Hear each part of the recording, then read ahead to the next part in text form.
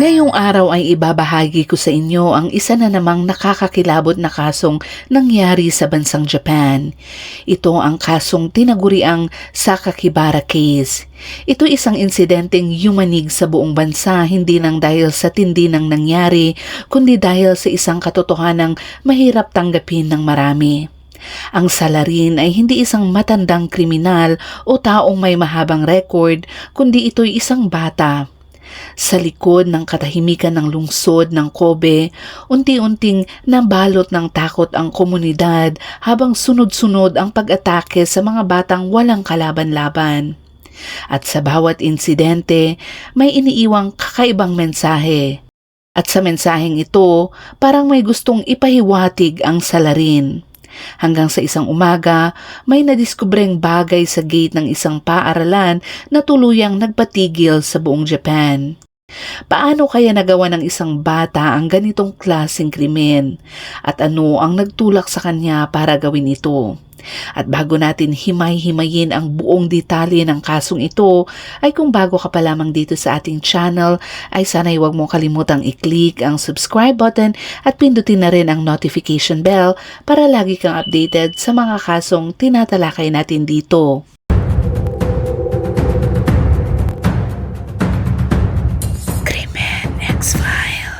Sa pamantayang pandaigdig, ang Japan ay isa sa mga pinakaligtas na lipunan sa mundo.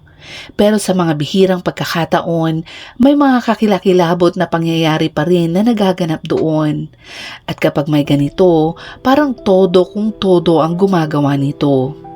Ngayon kung tatanungin mo ang isang taga-kanluran kung ano ang pinakamalalang insidente sa Japan, malamang babanggitin nila ang pagpatay kay Junko Furuta o kaya naman isa sa iba pang malalaking kaso na umabot sa pandaigdigang atensyon. Pero kung isang lokal ang tatanungin mo, kadalasan ibang kaso ang unang pumapasok sa kanilang isip. Isang kaso na halos hindi na pag-uusapan o naibabalita sa English. Isa sa mga kasong ito ay ang insidente ng Sakakibara Seto. Noong umaga ng ika-27 ng Mayo, 1977, ang janitor ng Tomogaka Junior High sa tabing dagat ng distrito ng Suma ay papunta na sa entrance gate ng paaralan. Karaniwan lang ang araw na iyon para sa pagod na tagalinis na laging nauuna sa mga estudyante at guro habang sumisili pa lang ang araw. Pero kahit ganoon kaaga at katahimik ang paligid, ramdam pa rin ang kakaibang kaba sa hangin. Ang lungsod ng Kobe ay hindi pa nakakabawi mula sa sunod-sunod na pag-atake na nangyari mas maaga sa taong iyon kung saan ilang kabataan ang pinupuntirya ng isang hindi pa nahuhuling salarin. Noong Pebrero ng taong iyon, 2 schoolgirl ang hinataw sa likod ng ulo gamit ang martilyo habang pauwi sila galing sa klase. Nakatakas ang gumawa bago pa siya makilala ng sinuman. Sa kabutihang palad, kahit malubha ang tinamong pinsala sa ulo ng mga estudyanteng iyon, parehong nakarecover ang 2 bata. Pero hindi pala iyon iisang insidente lang dahil muling umatake ang parehong tao noong ika-16 ng Marso at sa pagkakataong ito, ang target niya ay ang 10 taong gulang na si Ayaka Yamashita at 9 na taong gulang na si Kazumi Ishikawa. Si Ayaka ay paulit-ulit na hinataw sa ulo gamit ang martilyo at si Kazumi naman na inatake 10 minuto pagkatapos ay sinaksak sa tiyan gamit ang matulis na bagay.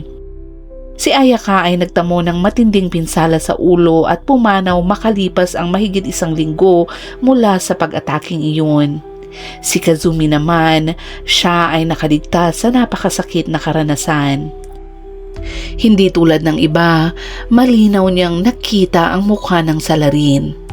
Agad na pagtanto ng mga investigador na iisang tao lang ang may kagagawan sa 4 na pag-atake. Sa bawat lugar kung saan siya umatake, may iniwan siyang kakaibang palatandaan. Ito ay mga pinsalang katawan ng hayop. Sa isang lugar, may natagpo ang kalapating walang ulo at sa isa naman, pusang walang paa.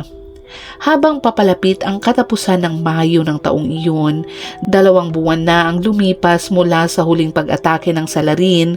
Kahit hindi pa siya nahuhuli, nagsimula ng huminga ng kaunti ang magulang, guro at estudyanteng umaasang baka tumigil na nga ang taong ito o baka nagsawa na, umalis na o natauhan na ito. Pero ang ginhawang iyon ay agad napalitan ng matinding pag-aalala. Noong ika-24 ng Mayo, 11 taong gulang na batang lalaki na si Jun Hase ang biglang nawala. Halos lahat ay naniniwala na ang parehong salarin ang may kinalaman sa kanyang pagkawala. Balikan natin ang janitor na tinutukoy ko kanina. Habang papalapit siya sa paaralan noong umaga ng ika-27, may napansin siyang maliliit at madidilim na bagay sa lupa malapit sa pangunahing entrada. Nang mas lapitan niya ito, doon niya napagtanto kung ano ang mga iyon, ang pininsalang katawan ng 2 pusa. Dahil siya ay nalito at nabahala, nagpatuloy lang siya sa paglalakad hanggang sa may isa pa siyang napansin sa paanan ng gate. Nang titigan niya ito ng mabuti, doon niya naintindihan na hindi ito basta hayop. Ito ang ulo ni Jun Hase, ang batang nawawala 3 araw pa lang ang nakakalipas. Wala na ang kanyang mga mata at may maliliit na X na inukit sa kanyang balat. Sa loob ng kanyang bibig na hiniwa mula tenga hanggang tenga, may nakasiksik na gusot na papel. Doon, nag-iwan ang gumawa ng mensahe para sa mga investigador. Ito ang nilalaman nito. Ito ang simula ng laro. Pigilan ninyo ako kung kaya nyo. Gusto kong makakita ng mga taong nawawala ang buhay. Para sa akin, nakaka-excite ang paggawa nito. Kailangan ng madugong paghuhusga para sa mga taon ng matinding galit na nararamdaman ko. Sa ibaba nito, nagsulat pa siya ng isa pang mensahe sa mali-maling English. Pagkatapos noon, ang liham ay pinirmahan bilang Sake Kebara Seto, isang alias na binuo gamit ang mga kanji para sa sake, demonyo, rosas, santo at laban. Ang katawan naman ni Jun Hase na wala ang ulo ay natagpuan din kinahapunan ng araw na iyon 500 metro sa kanluran ng paaralan sa isang burol na kilala bilang Tank Mountain. Itinago siya sa ilalim ng sahig ng isang luma at sira-sirang antenna station. Agad namang natukoy na ang ulo ng bata ay tinanggal gamit ang isang handsaw at pagkatapos ay pininsala pa gamit ang parehong kagamitan. At kahit nananawagan ng impormasyon ang mga otoridad, walang bagong saksi ang lumapit.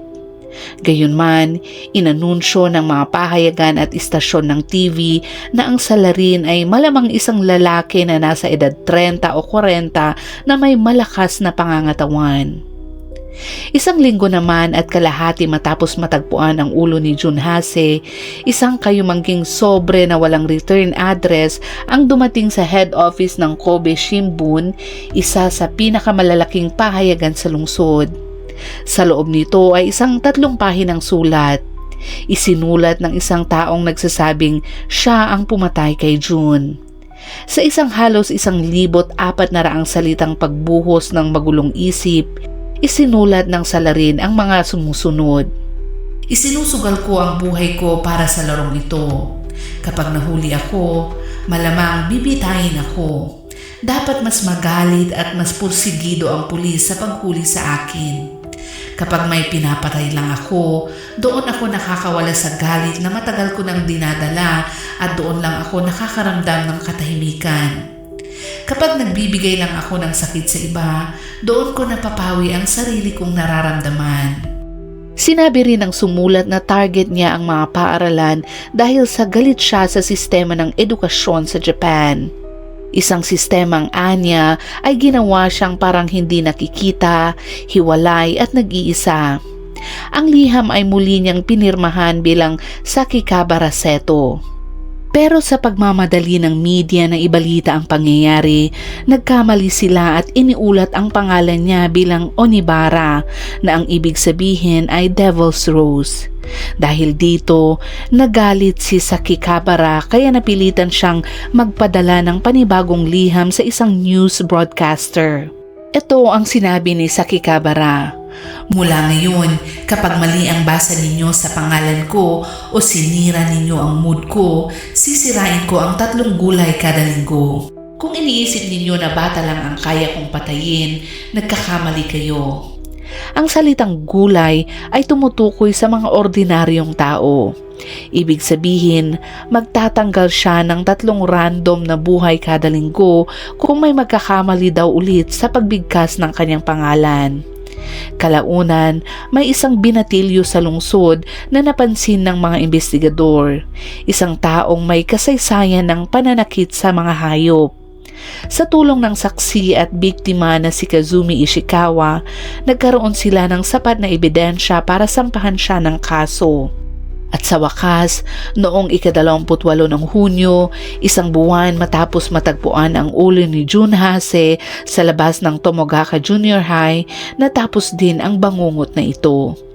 Inanunsyo na isang 14 na taong gulang na sospek ang nasa kustudiya kaugnay sa kaso ni Jun.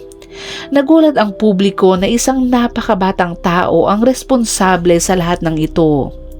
At dahil sa mahigpit na batas sa privacy sa Japan, hindi inilabas ang pangalan ng sospek sa loob ng maraming taon at tinawag na lamang siya ng media bilang si Boy A. Pero sa mga sumunod na taon, lumabas din ang tunay niyang pangalan. Siya ay si Shinichiro Azuma, isa sa mga kapitbahay ni Junhase at estudyante ng Tomogaka Junior High, ang paaralan kung saan natagpuan ang kanyang ulo. Ayon kay Azuma, nilinlang niya si Jun na sumama sa kanya papunta sa Tank Mountain noong Sabado ng araw na iyon, ika-24 ng Mayo, sa pamamagitan ng pangakong ipapakita daw niya ang isang malaking pagong na nakatira malapit sa water tank. Magkasama daw silang umakyat sa isang daanan na tinatawag na chocolate staircase hanggang sa marating ang tahimik at liblib na tuktok. Pagdating daw nila doon, sinakal ni Azuma si Jun gamit ang sintas ng sapatos at pagkatapos itinago ang katawan nito sa ilalim ng sahig ng isang maliit na kubo sa malapit. Bumalik siya kinabukasan dala ang handso at isang itim na inumin na tinawag niyang ayon sa kanya ay purong dugo. Ginawa niya ito para linisin ang sarili niyang dugo na tinuturing niyang marumi. Inalis din niya ang mga mata ni Jun para kunin umano ang kanyang kaluluwa. Dinala din niya ang ulo ni Jun pauwi sa kanilang bahay at inilagay pa niya ito sa harap ng gate ng kanilang paaralan madaling araw noon ng ika-27 ng Mayo. Nang tanungin kung bakit niya ginawa ang lahat ng iyon, sinabi lang ni Azuma na matindi ang kagustuhan niyang pumatay noong araw na iyon at nang makita daw niya si Jun na papunta sa bahay ng kanyang lolo't lola, naalala daw niyang mahilig ito sa pagong at nakita niya itong madaling target. Sinabi rin ni Azuma na nakakaramdam siya ng kasiyahan dahil para sa kanya na ngayon ang bata. Dalawa ang dahilan kung bakit niya iniwan ang ulo sa labas ng junior high. Una, isa itong panlilinlang. Sa isip niya, hindi iisipin ng mga investigador na ang gumawa ay mag-iiwan ng ebidensya sa sarili niyang paaralan.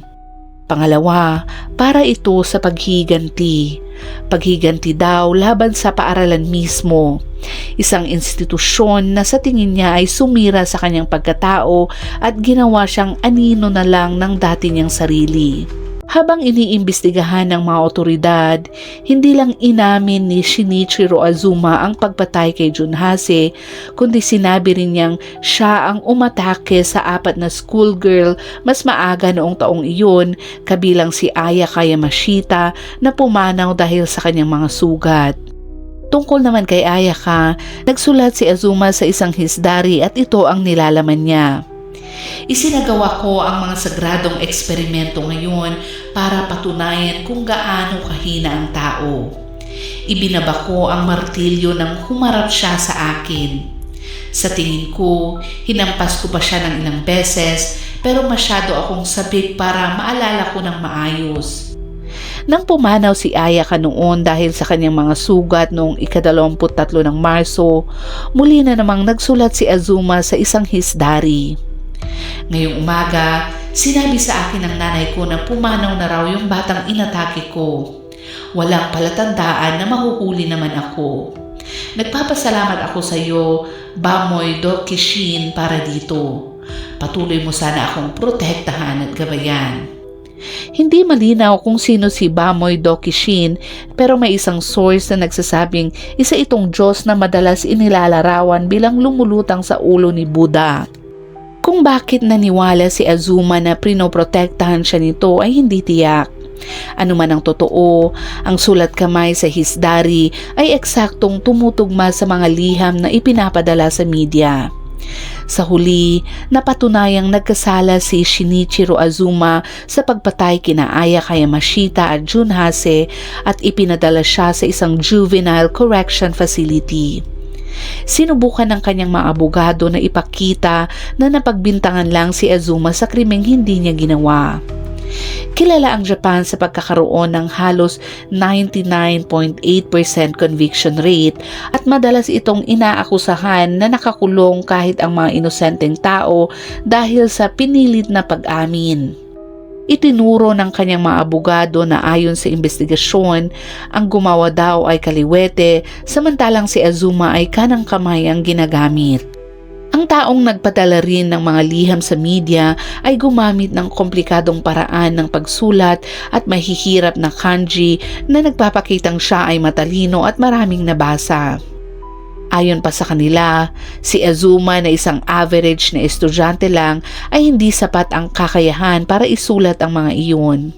Dagdag pa rito, sa sariling sulat kamay na pag-amin ni Azuma, sinabi niyang may mga ginawa siyang bagay na ayon sa kanya, imposible para sa isang 14 na taong gulang.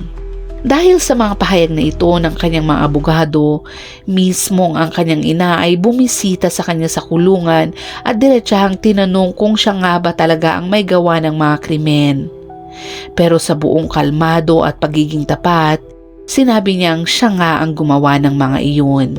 Noong ika-11 ng Marso 2004, wala pang 7 taon matapos siyang makulong, ang nooy 21 taong gulang na si Azuma ay pinalaya matapos sabihin ng mga eksperto na gumaling na raw siya mula sa kanyang sadistikong pag-iisip. Pagkatapos niyang makalaya, inilathala ni Azuma ang Zeka, ang memoir ng kanyang mga ginawa noong 1977. Ibinunyag pa niya na bago niya iniwan ang ulo ni Jun sa gate ng paaralan, dinala din niya ito sa banyo at gumawa ng mga bagay na hindi na kayang ilarawan. Sa kabila naman ng galit ng publiko dahil tila kumikita siya mula sa kanyang ginawa at muling pinapahirapan ang mga pamilya ng mga biktima, hindi nito napigilan ang libro na maging #1 bestseller sa Japan at ito ay nagpayaman pa kay Azuma. Para bang lalo pang dinagdagan ang sakit, nagpadala pa si Azuma ng personal na sulat na paghingi ng tawad sa pamilya ng kanyang mga naging biktima kasama ang kopya ng kanyang libro. Ang ama naman ni Jun Hase na si Mamoru Hase ay sinubukang pigilan ang paglabas ng memoir at mula noon ay nanawagan na magkaroon ng batas na magbabawal sa mga salarin na maglabas ng mga librong may kaugnayan sa kanilang krimen.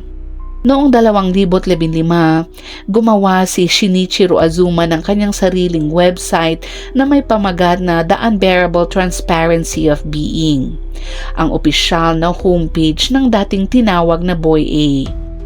Ang gallery ng site ay puno ng kakaibang mga edited na larawan niya na ang ilan ay hindi na maaaring ipakita.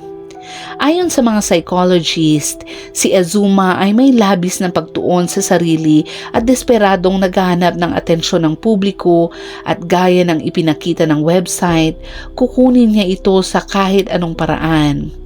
Kalauna naman ay tinanggal din ang website nito. At kahit halos 26 na taon na ang lumipas mula nang mangyari ito, ang kilalang Kobe School case ay patuloy pa ring pinag-uusapan sa Japan at itinuturing itong isa sa mga pinakakilalang kaso sa modernong kasaysayan ng bansa. Malaki rin ang naging epekto nito sa bansa, hindi lang sa isipan ng mga tao, kundi pati sa batas, at naging dahilan ito para ibaba ng gobyerno ang minimum age ng mga maaaring managot sa ilalim ng criminal law mula 16 pababa sa 14. Marahil ang pinakamasakit sa kasong ito ay maaaring nakita na sana ang mga senyales bago pa ito nangyari, pero ayon sa mamamahayag na si Gamal Kumar, hindi ito napansin ng kanyang pamilya at ng Japan. Mula pa sa murang edad, lihim nang nagdadala si Shinichiro Azuma ng matutulis na gamit at ito ang kanyang sinulat pa sa kanyang diary. Napapawi ko ang inis ko kapag may hawak akong survival knife o kapag iniikot ko ang gunting na parang baril. Sa edad naman na 12, sinasaktan na niya ang mga hayop, pinapila ang mga palaka sa kalsada at dinadaanan gamit ang kanyang bisikleta at pinuputulan ng ulo ang mga pusang gala. Nang magsimula ang kanyang pag-atake sa mga tao, malinaw na ipinapakita ni Azuma ang lahat ng senyales ng Hikikomori Syndrome, isang matinding uri ng paglayo sa lipunan na karaniwan sa Japan na kadalasang dulot ng matinding pressure mula sa mga magulang at guro. Ang mga batang Hapones ay hinaharap sa napakahirap na pagsusulit sa murang edad na 6, at ang resulta nito ay halos magdidikta ng kanilang buong kinabukasan dahil dito nakasalalay daw kung makakapasok sila sa magandang elementary school o sa mga pampublikong paaralan na minamaliit ng iba. Walang tiwala ang maraming magulang sa sistema ng gobyerno at hindi rin naiiba ang ina ni Azuma. Pinilit niya ang kanyang panganay na mag-excel sa pag-aaral kahit binalaan na siya ng mga social worker na may problema sa pag-iisip ang kanyang anak. Tumakas si Azuma sa mundo ng anime at manga at bihira siyang makisalamuha sa ibang tao na tinuturing niyang parang mga gulay. Ang mga salitang isinulat niya sa mga liham para sa media ay kinuha pa mula sa mga paborito niyang manga. Maraming pagkakatulad ang nakita sa pagitan ni Azuma at ng isa pang salarin sa Japan, ang tinaguriang otaku murderer na si Tsutomu Miyazaki na isa ring social outcast at hikikomori. Bago pa man sumabog sa balita ang ginawa ni Azuma, matagal nang nagrereklamo ang nakakatandang henerasyon sa Japan na ang mga kabataan ay nagiging walang pakialam at nawawalan ng tamang asal. Nang mahuli naman si Azuma, ginamit nila ang kanyang kaso bilang patunay sa paniniwalang ito, na ang mga kabataan ngayon ay nagiging mas marahas at unti-unting nasisira ang lipunan dahil sa kanila. Madalas suportahan ng Japanese media ang ganitong pananaw at sa kaso ni Azuma, sinabi nilang naaapektuhan ang kanyang pag-iisip ng manga, anime at video games na kinahumalingan niya. Pero may ibang nagtatanong kung tama bang ilagay sa ganitong matinding pressure ang mga batang nagde-develop pa lang ang kanilang isip. Sa totoo lang, nakakagulat pa ba kung maraming kabataan sa Japan ang umiiwas sa lipunan at nagiging hikikomori kung ang kapalit naman ay isang buhay na puro stress at walang katapusang trabaho. Malinaw na may problema si Azuma at lahat ng lipunan ay may ganitong tao. Marahil kung mas magaan ang kapaligiran na kinalakihan niya, baka marahil ay nabawasan ang kanyang madidilim na pag-iisip at napigilan siya. Ayon sa mga eksperto, karamihan naman daw ng mga hikikomori ay hindi nagiging marahas. Kadalasan, tahimik lang silang namumuhay ng mag-isa at ayaw sumabay sa sistema ng lipunan na puro trabaho, tulog at paulit-ulit na ganoon. Para sa mga kritiko naman, hindi ang kabataan ang kailangang magbago kundi ang sistema mismo ng edukasyon at ang sobrang taas na inaasahan ng mga magulang at nakakatanda sa kanilang mga anak. Kung paanong naimpluwensyahan si Shinichiro Azuma, pinaniniwalaan na ang kanyang ginawa ay nakaimpluwensya rin sa isa pang krimen sa lungsod ng Sasebo. Noong 2014, isang hindi pinangalanang schoolgirl naman ang kumuha ng buhay ng kanyang 15 taong gulang na kaklase sa pamamagitan ng pagputol ng kanyang ulo at kaliwang kamay nito. Natagpuan ang biktima sa loob ng bahay ng babae na nakahandusay sa kama at bukas ang kanyang tiyan. Nang tanungin kung bakit niya ginawa iyon, sinabi ng babae sa mga investigador na gusto lang daw niyang mag-dissect ng isang tao. Bagamat hindi mapapatawad ang kanyang ginawa, kahit papaano ay nakaramdam ng kaunting awa ang publiko sa kanya.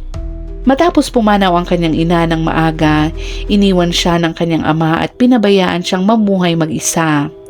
Madaling makita kung paano naaapektuhan ang kanyang pag-iisip. Pero pagdating kay Shinichiro Azuma, hindi naging mapagpatawad ang publiko, lalo na dahil sa kung paano siya kumilos matapos siyang makalaya. Ngayon, si Shinichiro Azuma ay mahigit 40 na ang edad at sinasabing nakatira ito sa Tokyo at nagtatrabaho bilang isang mekaniko. Pinakasalan din niya ang isa sa kanyang mga tagahanga mula sa kanyang fan club at mayroon din silang sariling mga anak. At dyan nagtatapos ang kasong tinalakay natin ngayon. Ang kasong ito ay isang matinding paalala kung gaano ba talaga kahalaga ang maagang pag-intindi sa mental na kalagayan ng isang bata. Ano nga ba ang papel ng pamilya, paaralan at lipunan sa paghubog ng isang tao? At kapag may mga senyalis na, sapat ba ang ginagawa natin para maiwasan ang mas malalang mangyari? Dahil minsan, ang mga tahimik na senyales ay maaaring humantong sa isang trahedyang hindi na kayang ibalik. At gaya ng dati, kung umabot ka sa dulo ng videong ito, ay huwag mong kalimutang ilagay naman sa comment section ang iyong saloobin tungkol sa kasong tinalakay natin ngayon at ilagay mo na rin kung anong oras at saan mo ito napanood para naman personal na mabati ka namin. Maraming salamat at palaging mag-iingat.